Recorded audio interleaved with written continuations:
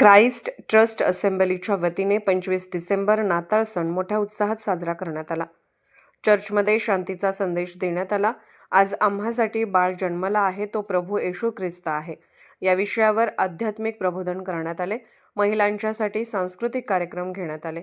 लहान मुलांचे गीत संमेलन कार्यक्रम आयोजित करण्यात आले व प्रभू येशू ख्रिस्ताने या जगामध्ये येऊन 2000 वर्षापूर्वी जो शांतीचा संदेश दिला होता, माणसाने अहिंसेच्या मार्गावर चाललं पाहिजे, हिंसेपासून दूर राहिलं पाहिजे, भारत देशाच्या बळकटीसाठी प्रार्थना करण्यात आली. शांतीच्या संदेशाद्वारे आध्यात्मिक प्रबोधनकार पास्टर गुंटगाणी ज्योती, क्राइस्ट असेंब्ली ट्रस्टचे अध्यक्ष मोजेस मेहतर, उपाध्यक्ष मनीष कंदुला, सचिव आकाश गुंटगाणी, सर्व महिला व सभासद उपस्थित होते.